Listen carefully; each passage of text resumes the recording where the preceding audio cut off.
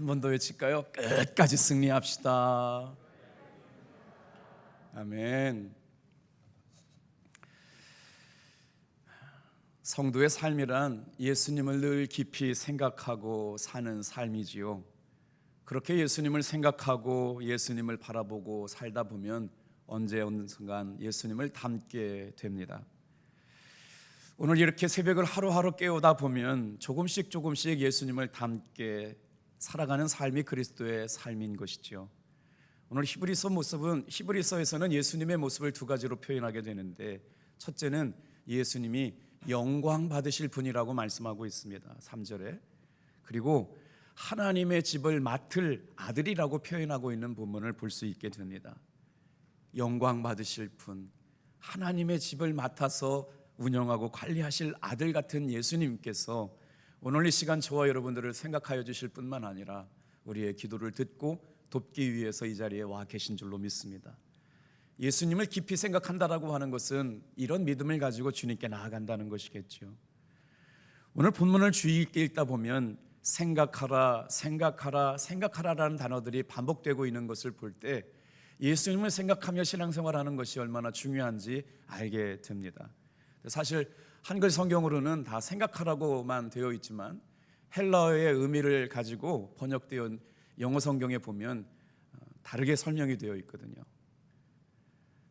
consider라고 하는 단어가 쓰일 때가 있었고요, 또 remember라고 하는 단어가 쓰일 때도 있었고요, think라고 하는 단어가 쓰일 때가 있어요. 그러니까 생각하다라고 하는 단어를 오늘 본문의 말씀 주 예수를 깊이 생각할 때는 무슨 단어를 썼냐면 consider 그랬어요. 아주 깊이 생각하라는 말씀이죠. 오늘 이 새벽에 저와 여러분들이 똑같이 새벽기도 드리는 것이 아니라 예수님을 한번 더 깊이 묵상하고 생각할 수 있는 날 되기를 주님의 이름으로 축복합니다. 말씀을 준비하다가 김은국 작가라고 하는 사람이 쓴 순교자라는 소설이 있는데 그 소설 내용 중에 예수를 깊이 생각할 수 있는 대목들이 있어서 잠깐 소개시켜 드릴게요. 작가가 6.25를 직접 참여한 것을 바탕으로 쓴 소설인데, 서울대생이었던 김은국 작가는 해병대 사관 후보생으로 훈련을 받고 1952년에 한국군 육군에 입대하게 됩니다. 1964년에 집필한 이 소설은 한국계 작가로서는 처음으로 최초의 노벨문학상의 후보에 오를 만큼 아주 방향을 일으켰던 귀한 소설인데요, 6.25라고 하는 전쟁을 잘 그려낸 것도 그렇겠지만 전쟁이라고 하는 상황 속에서 사람들이 가지고 있었던 진정한 신앙, 참된 믿음이 무엇인가를 질문하고 있기 때문에 그렇다고 합니다. 그런데 이 소설에는 이런 내용이 등장합니다. 한국 전쟁 중에 평양에서 목회하시던 14명의 목사님이 붙잡혀서 처형을 당했는데 그 중에 14명 중에 2명이 살아남으셨다는 거예요. 누구나 생각하기에 처형당한 12명이 순교자이고 2명이 배교자일 것이다 라고 생각을 하겠지만 정반대의 사실이 일어났다는 것이죠. 그 12명의 목사를 총살시킨 그 인민군 장교를 잡아서 신문을 해보니까 뭐라고 얘기했느냐, 처형당한 12명의 목사님들은 살기 위해서 목숨을 구걸했다는 것이에요. 예수님도 배교하고 예수님도 부인하고 살기 위해서 구질구질하게 목숨 연면하겠다고 신앙 버림받은 사람을 인민군 장교가 쏘아 죽였고, 끝까지 살아남은 사람은 2사람인데 그 중에 한 사람은 정신병으로 죽게 됐고 마지막 한 사람이 끝까지 신앙을 지켰다는 겁니다. 그런데 이게 어떤 반전이 일어났냐면, 이 사실을 알게 되면 수많은 신앙인들이 목사님들을 불신하게 되고 신앙을 포기하게 될까 봐 마지막 끝까지 살아남은 사람이 어떻게 고백을 했느냐, 신앙을 부인한 사람들이 끝까지 신앙을 지킨 사람들이고 자기는 자기가 예수를 끝까지 인정하고 고백하고 살아남은 순교자의 삶이라고 하는 걸 부인하게 됐다는 거예요. 말이 너무 어렵게 표현됐죠. 살아남은 사람이 모든 걸 다 뒤집어 쓰고 내가 배교자입니다, 총살 당한 저분들은 끝까지 살기를, 신앙을 지키기를 위해서 살아남았던 사람이고 내가 예수님 부인한 배교자입니다 라고 모든 배교의 신앙을 자신이 뒤집어 쓰고 혼자 살아남게 되었다는 이야기가 소설에 등장한다는 거예요. 그래서 소설이 어떻게 끝나냐면 총에 맞아 죽은 12명의 목사님들을 순교자 신앙으로 기리는 합동 예배가 있어지는 날로 이렇게 결론이 내게 되는데, 자, 여러분, 저는 이 말씀을 들으면서 이런 생각이 들어요. 나라면 어떻게 됐을까? 저희 우건 감리교회가 병촌 성결교회와 함께 6.25 때 실제로 이런 일이 있었거든요. 지금은 편하게 신앙생활하는 것 같은데요, 인민군들이 와가지고 예수 믿는 사람들을 먼저 총으로 쏴 죽이는 일이 있었습니다. 저희 가족에도 그렇게 생겨 있고요. 저희 아버님이 가정에 이제 추석이나 명절에 모이면 그런 얘기를 종종 하셨어요. 인민군이 낮에 들어와가지고 예수 믿는 사람들을 벌써 1차로 총살을 하고, 내일 새벽에 우리 예수 믿는 김씨 집안 사람들이 총에 맞아 죽는 순서가 정해졌었다는 거예요. 뒷산에서 다 총살을 시켰다는 거예요. 벌써 1차로 사람들을 죽이고, 내일 아침이면 예수 믿는 우건 감리교회 김씨 집안 사람들을 다 총살시키라고 예고가 되었는데, 아버지하고 할머니하고 밤새워서 문고리를 붙잡고 기도하시다가 살려달라고 하나님 어떻게 하냐고 그런 기도를 드렸다고 실제로 말씀을 하는데, 그 다음날 하나님께서 기도를 들으셔서 국군이 들어오는 바람에 생명을 지키게 되었노라고 하는 이야기들을 가끔씩 듣게 되었거든요. 오늘 왜 이런 말씀을 들으면서 본문의 말씀을 시작하게 되냐면, 사실에 근거한 것인지 작가의 상상력의 산물인지는 모르겠지만, 여러분, 우리의 신앙을 이렇게 죽음 앞에 총을 들여놓고 묻는 상황이 생긴다면 여러분은 어떠시겠어요? 이런 고민을 던지고 있는 내용이나 무척 인상적이었다는 것이죠. 그런데 말씀이에요, 오늘 우리가 읽은 히브리서 말씀이 이렇게 불편한 진실을 담고 있는 내용이에요. 왜요? 예수님을 믿고 구원받고 변화된 사람 가운데 예수님을 부인하고 떠나는 사람들이 생겨났다는 것입니다. 오늘 소설처럼 히브리서는 신앙인들에게 중요한 질문을 던지고 있어요. 어떤 질문이요? 예수 안에 있는가? 예수와 사귀고 있는가? 예수와 깊은 교제를 나누고 있는가? 초대교회 성도들은 어떤 문제가 있었냐면, 어제 말씀을 드렸던 것 같은데 박해가 시작됐어요. 이제 예수 믿는 것과 예수 믿지 않는 것은 생명을 걸고 믿음으로 표현해야 되는 때가 되었다라고 하는 거예요. 예수를 믿는다고 표현하는 순간 이 사람은 죽느냐 사느냐 문제 앞에 놓여 있게 됐다는 것이죠. 하루 이틀이 아니고. 그러다 보니까 어떻게 돼요? 예수님 믿는 신앙을 끝까지 지키며 살아낼 수 있을 것 같은데, 예수 믿다가 예수 부인하는 사람들이 공동체 안에 생겼다는 겁니다. 오늘 여러분, 우리가 그냥 믿음 하나 유지하고 교회만 다니는 신앙이 아니라 생명이 걸려있는 문제 앞에서라도 담대하게 예수 믿는 진짜 그리스도인들로 살아남기를 주님의 이름으로 축복합니다. 문제는 히브리서 안에 예수님을 믿고도 배교하는 이들이 생겼다는 불편한 진실을 담고 있는 이야기를 히브리서 기자는 등장시키고 다시 한번 상기시키고 있습니다. 핍박도 힘든데, 사는 것도 힘든데 예수 믿어봐야 못하나? 이런 신앙의 본질적인 질문 앞에서 먼저 믿는 우리가 어떻게 예수를 믿고 살아가야 할까? 코로나라고 하는 한 번도 경험해보지 못했던 때를 만나면서 이런 시국에 예배드리면 뭐하나, 기도하면 뭐하나, 하나님은 우리 기도 안 드시고 코로나 그만 없어지지 않게 하시고 못하고 계시나라고 하는 신앙적인 회의가 될지도 모르는 이때에 우리는 이 새벽을 나와 기도하고 있습니다. 자, 오늘 히브리서 기자는 3장에서 예수를 깊이 생각하라고 말씀하시는데, 무엇을 깊이 생각하라고 말씀하시는 걸까요? 세 가지를 생각해 보려고 그래요. 다 같이 한번 따라 합시다. 예수님의 부르심을 깊이 생각합시다. 오늘 세 가지 질문은 여러분, 우리가 오늘을 살면서 신앙생활하는 가운데 붙잡아야 할 진리와 생명인 것인데, 무엇을 붙잡고 이 새벽에 기도해야 되느냐? 오늘 이 새벽에 기도하게 하시는 분은 다른 분이 아닙니다. 예수님께서 저와 여러분을 불러주신 줄로 믿습니다. 그렇기 때문에 기도가 신나는 거예요. 저에게 어제의 기도는요, 여러분 매일매일 은혜를 끼쳐드리고 싶고, 우리 성도들이 매일매일 성령 충만한 은혜가 한 게 있게 하고 싶고, 그런데 그건 제 능력 바뀐 거예요. 하나님께서 해 주셔야 될 일인 줄로 믿습니다. 그런데 이쪽 저쪽에서 벌써부터 막 은혜가 있다고 감사하다고 하는 내용들이 들어서 점점 깊어지게 될 줄로 믿습니다. 주님이 하실 줄로 믿습니다. 우리 1절 말씀 물어볼까요? 자, 예수님의 부르심을 깊이 생각해야 한다고 말씀하고 있는데, 예수님을 항상 깊이 부르심을 생각하고 그 예수님은 우리를 부르신 것만 끝나는 것이 아니라 우리를 도와주신 줄로 믿습니다. 1절 말씀 읽어볼게요. 시작. 그러므로 함께 하늘의 부르심을 받은 거룩한 형제들아, 우리가 믿는 도리의 사도이시며 대제사장이신 예수를 깊이 생각하라. 말씀을 읽다 보면 이렇게 한 단어 한 단어가 툭 튀어나올 때가 있거든요.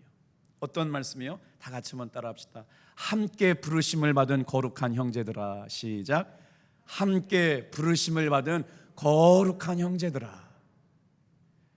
오늘 이 새벽에 주님께서 깨어 기도하라고 사람들을 부르셨거든요. 그런데 어떤 사람들을 부르셨느냐? 함께 어떻게 해요? 하늘의 부르심을 받은 거룩한 형제들로 저와 여러분을 불러주신 줄로 믿습니다. 얼마나 감사한가요? 혼자 기도하지 말라고 함께 깨어서 이 새벽을 깨우며 인생의 문제를 놓고 하나님의 은혜의 보좌 앞에 나와서 주님이 하실 일들을 기대하면서 주님 앞에 기도하라고 불러주셨다. 이런 예수님을 깊이 묵상하라고 하는 것입니다. 함께 하늘의 부르심을 받은 거룩한 형제들, 참 은혜가 되는 말씀이 아닐 수가 없어요. 함께 부르심을 받은 자들아, 예수를 깊이 생각하며 살아라. 우리는 하나님의 부름받아 사는 사람들입니다. 그것뿐만 아니라 예수님의 보혈로 거듭난 거룩한 백성들입니다. 그래서 하나님께 은혜와 사랑을 오늘 이 새벽에도 충만하게 공급받는데 어떻게 그 은혜에서 떠날 수 있겠느냐라고 묻는 거죠. 근데 실제로 그런 은혜가 있었음에도 불구하고 예수님의 은혜와 사랑을 저버리고 부인하고 떠나는 사람들이 있었다는 이야기입니다. 히브리서는 이 불편한 진실을 이야기하고 있는 것이죠. 정면적으로 다루고 있으면서 그러면 나는 그럼에도 불구하고 믿음을 지켜야 할 이유가 뭔가? 오늘 이 새벽에 그럼에도 불구하고 이 새벽을 깨워야 할 이유가 분명하게 저와 여러분에게 일어나기를 주님의 이름으로 축복합니다. 자, 그러면 본문으로 들어가 보니까 왜 예수님의 은혜와 사랑도 있었고 부르심도 있었고 죄사함도 있었고 부활의 은혜도 있었으며 거듭남도 있었던 그 예수님의 사람들이 예수님을 부인하고 떠나게 되었을까요? 오늘 여기에 중요한 단서가 있어요. 우리 7절 배교의 원인 8절까지 한번 읽어보겠습니다. 시작. 그러므로 성령이 이르신 바와 같이 너희가 그의 음성을 듣거든 광야에서 시험하던 날에 거역가던 것 같이 너희 마음을 완고하게 하지 말라. 오늘 본문의 말씀을 1절부터 마지막 절까지 읽어보면 하나님의 사람들이 은혜 가운데 머물러 있다가 하나님으로부터 멀어지게 된 이유, 예수님의 거듭난 거룩한 백성으로 살다가 예수님으로부터 떠나간 이야기가 뭐라고 설명되고 있느냐? 예수님을 저버리고 부인하고 떠나갔던 이유는 여러분 놀랍게 박해가 두려워서가 아닙니다. 핍박이 두려워서가 아닙니다. 예수 믿는 사람들 가두고 때리고 옥에 가두었던 것 때문에 예수님을 부인한 것이 아니라 성경 말씀은 무엇 때문에 예수님을 부인하게 만들었느냐? 다 같이 한번 따라할까요? 너희의 마음이 완악함으로. 그래서 예수님은 지금 이 시간에도 계속해서 우리의 마음에 와 있기를 원하시는 거예요.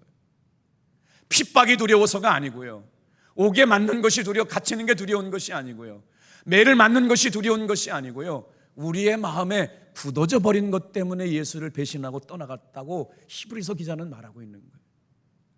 우리의 신앙생활이 오늘부터 기쁨을 잃어버리고 말씀 듣는 게 싫고 교회 와서 기도하는 것을 잃어버린 것은 다른 것이 아닙니다. 예수 믿는 기쁨이 왜 사라져 버렸느냐? 우리의 마음이 굳어졌기 때문에. 그러면서 출애굽기 17장을 대비시키고 있는 거예요. 이스라엘 백성들이 하나님의 인도하심을 받았던 광야에서도 그들의 마음이 완악하여져서 하나님께 순종하지 않았다, 이렇게 말하는 것이죠. 오늘 너희의 마음이 완고하게 하지 말지어라 라고 하는 말씀을 곱씹어 읽다 보니까 이것이 바로 성령님의 탄식이라는 걸 알게 됐어요. 사랑하는 탑동교회 성도 여러분, 기도 시간에 열심히 기도하는 것뿐만 아니라 놓치지 말아야 할 것이 있습니다. 우리의 마음이 딱딱하고 굳어지지 않도록 성령님께서 탄식하면서 우리에게 찾아오셔서 말씀하시는 귀한 위로의 말씀을 듣게 되기를 축복합니다. 그래서 12절 말씀이 이어지는 거예요. 12절 말씀 같이 또 읽어볼게요. 시작. 형제들아, 너희는 삼가 혹 너희 중에 누가 믿지 아니하는 악한 마음을 품고 살아 계신 하나님에게서 떨어질까 조심할 것이요. 아멘. 오늘 왜 우리가 이렇게 모여서 기도하는 일이 중요하냐? 여러분, 참으로 코로나 때문에 1년, 2년 동안 교회를 나오지 못한 일들이 생기고, 처음에는 막 눈물로 우리가 하나님 앞에 안타깝게 기도했잖아요.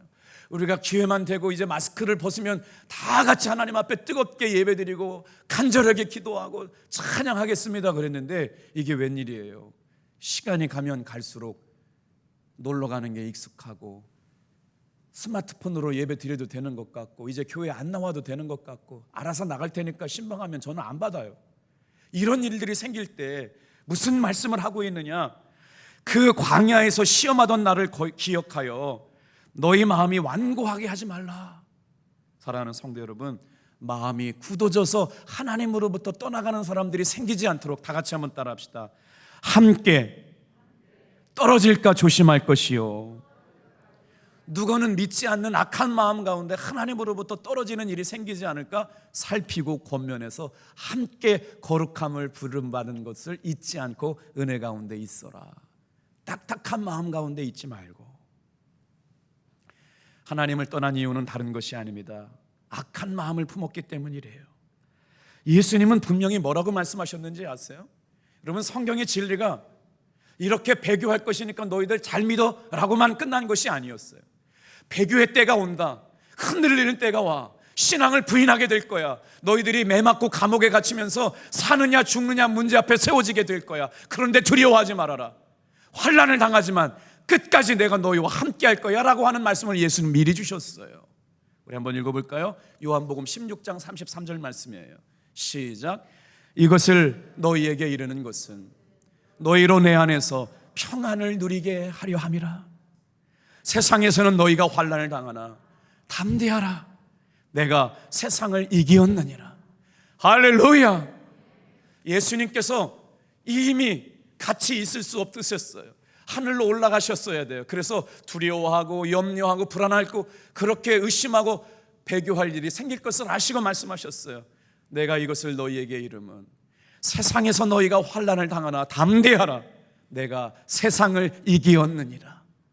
우리 크게 한번 아멘 합시다. 내가 세상을 이기었느니라. 이 새벽을 깨워야 할 이유는 다른 것이 없어요. 예수님께서 사망과 죽음과 여러분 환난을 이기시고 부활하여 주신 주님이 우리에게도 그 은혜를 주신 줄로 믿기 때문인 줄로 믿습니다. 너희가 환난을 당하나 담대하라. 오늘 이 아침에도 두려운 일이 있었고요, 불안한 일이 있었고요, 어렵고 힘든 일이 있었습니다만 담대하시길 바랍니다. 이길 만한 능력을 이미 예수님께서 우리에게 주신 줄로 믿습니다.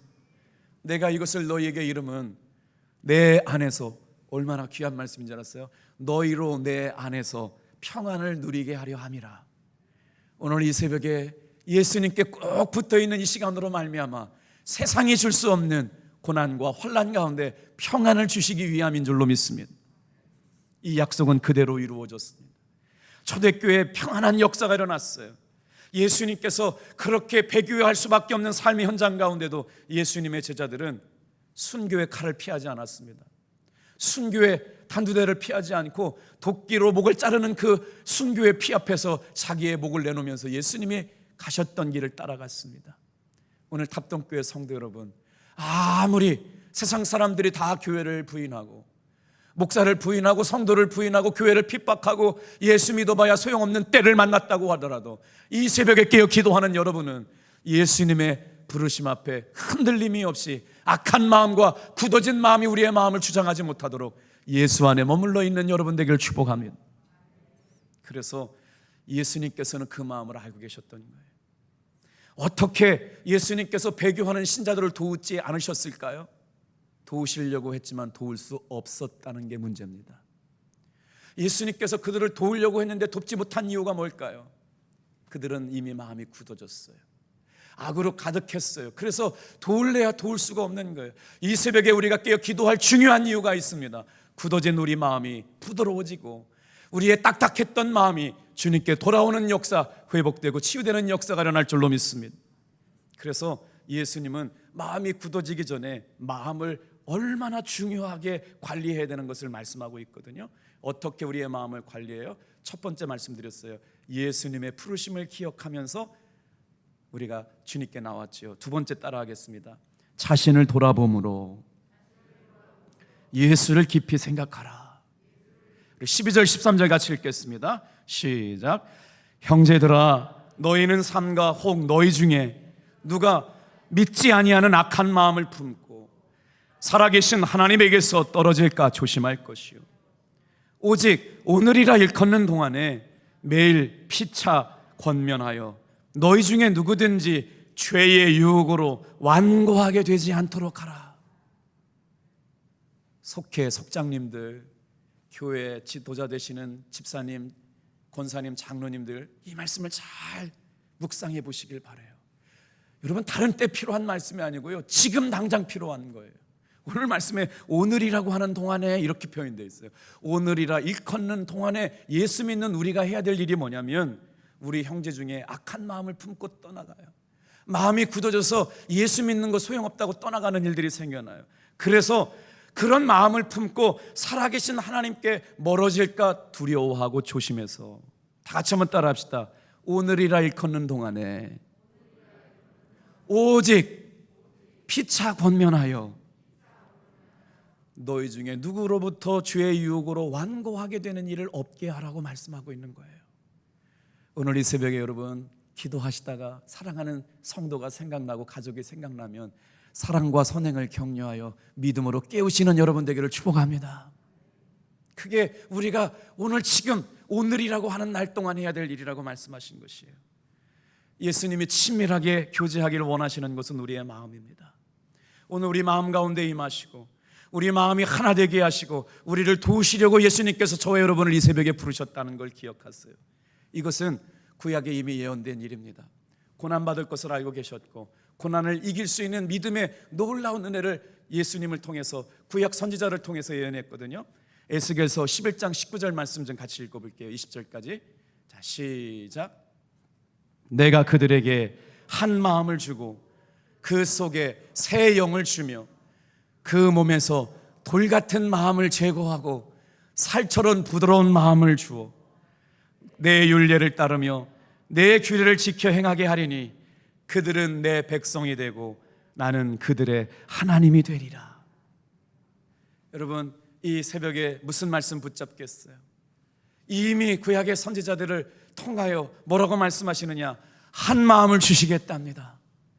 예수님을 생각하는 한 마음이 오늘 이 새벽에 임하기를 축복합니다. 그 주시는 마음은 어떤 마음이냐? 그 속에 새 영을 담고 있대요. 날마다 말씀과 기도와 찬양으로 우리의 영이 새로워지기를 주님의 이름으로 축복합니다. 그 몸에서 돌 같은 마음을 제하여 버리고 어제보다 우리의 마음이 주님을 닮은 마음이 더 깊어져서 딱딱하고 완악하고 강팍하고 악한 마음을 품고 사는 것이 아니라 성령님이 주시는 새 마음, 새 영, 부드러운 마음을 가지고 이 새벽에 기도할 수 있기를 축복합니다. 그것이 어떻게 된다고요? 그들은 나의 백성이 되고 나는 그들의 하나님이 되리라. 이 새벽에 이 믿음을 가지고 나오는 모든 성도들을 향하여 하나님이 우리 하나님 되게 되실 줄로 믿습니다. 이 예언은 신약에 와서 어떻게 역사하게 되었느냐? 오순절 마가의 다락방이 역사하셨던 성령 강림 사건으로 이루어지게 됩니다. 고린도전서 3장 16절 말씀 읽어볼게요. 시작. 너희는 하나님의 성전인 것과 하나님의 성령이 너희 안에 계신 것을 알지 못하느냐? 이 말씀은 어떻게 해석되느냐? 성령이 우리 가운데 충만하게 임하면 환난이 와도 박해가 와도 지지 않고 넉넉하게 이기는 진짜 예수님과 동행하는 사람이 되는 줄로 믿습니다. 죽음 앞에서도 예수님을 부인하지 않게 되는 거예요. 이 땅의 땅을 밝고 살지만 그의 영은 하늘의 소망을 가지고 살기 때문에 이 세상에 잠시 잠깐 왔다가 아침 한거에 이슬 없어지듯이 사라지는 인생인 걸 깨닫고 하늘의 영광을 바라보며 살아가는 사람들로 바뀌어간다라고 하는 것이죠. 오늘 어떤 핍박이나 유혹이 와도 두렵지 않고 흔들리지 않는 믿음의 성도들, 이런 믿음 안에 세워지기를 축복합니다. 그래서 7절 8절은 뭐냐면요, 광야에서 이렇게 하나님의 살아계심을 봤음에도 불구하고 부인하고 배교하는 이 완악하고 강팍한 너희들아 질문하고 계시는 거예요. 7절 8절 읽어볼게요. 시작. 그러므로 성령이 이르신 바와 같이 오늘 너희가 그의 음성을 듣거든 광야에서 시험하던 날에 거역하던 것 같이 너희 마음을 완고하게 하지 말라. 여러분 이제 귀에 좀 들리셔요? 핍박이 두려운 게 아니었다고요. 매 맞는 게 두려운 게 아니었다고요. 어느새 내 마음이 굳어지고 딱딱해져서 하나님이 하시는 일들을 바라봐도 감동이 없어요. 얼마나 완악하고 강팍했는지 누구를 때려 죽이려고 달려들었어요? 하나님의 종 모세를 때려 죽이려고 달려들었어요. 애굽으로 돌아가자고 부인했던 이스라엘 민족들이었다는 것이죠. 오늘 이런 상황 가운데 자, 어떻게 할까요? 다 같이 한번 따라합시다. 믿는 도리를 굳게 하여 예수를 깊이 생각해라. 오늘 이 새벽에 주님이 주시는 귀한 말씀, 이런 때가 오기 전에 예수님 앞에 믿는 도리를 굳게 잡고 예수님을 깊이 살아가는 가운데 마음에 굳어지지 않도록 일하라고 말씀하는 것이죠. 그렇다면 우리의 마음이 굳어졌다라고 하는 건 뭘까요? 우리의 마음이 굳어진 건 뭐예요? 예배 시간에 말씀을 듣는데 졸리기만 해요. 말씀을 듣는데 딴 생각만 하고 있는 거예요. 교회는 나와 있는데 말씀에 전혀 은혜를 못 받고 있는 거예요. 여러분, 이런 마음의 딱딱함이 생기지 않도록 이 새벽에 깨어 기도하시길 바랍니다. 어떻게 내 안에 예수님이 계시는데 내 마음이 굳어질 수가 있어요? 주님과 사귐이 단절됐기 때문이라는 거예요. 오늘 이 새벽에 마음이 굳어졌다는 건 예배 시간에 찬양을 불러도 말씀을 들어도 기도를 해도 마음에 아무런 감동이 없어요. 이게 마음이 굳어졌다는 거예요. 이런 때가 오기 전까지 여러분 은혜를 회복할 수 있는 이 새벽 되기를 주님의 이름으로 축복합니다. 여러분, 마음이 굳어졌다는 건 놀랍게 다른 것이 굳어진 게 아니에요. 일상을 살면서 기쁨이 사라져요. 눈물이 사라져요. 마음에 감정이 작동되지 않는 걸 말하는 거예요. 사는 게 사는 것 같지 않는 것이죠. 오늘 새 영과 새 마음과 새 힘을 주시면 어떻게 돼요? 새 살과 부드러운 것처럼 우리의 마음이 날마다 주님이 주시는 감동에 감격하고 살고, 주님이 주신 은혜에 감격하고 살고, 주님이 베풀어 주시는 사랑에 놀랍게 반응하는 성도가 되어 살게 될 줄로 믿습니다. 오늘 이 새벽에는 이미 예수님께서 우리 마음에 와주셨고 예수님을 항상 의식하고 살아가는 사람들에게 마음에 굳어지지 않게 된다고 말씀하고 있는 거예요. 오늘 이 새벽 저와 여러분들이 정말 묵상해야 될 것, 예수님의 거룩한 부르심을 묵상하고 예수님께서 우리가 믿는 도리 가운데 살아갈 것과 오직 예수님을 내 자신 앞에 돌아보면서 믿음에서 떨어지지 않는 귀한 성도들 되기를 주님의 이름으로 축복합니다. 기도하겠어요.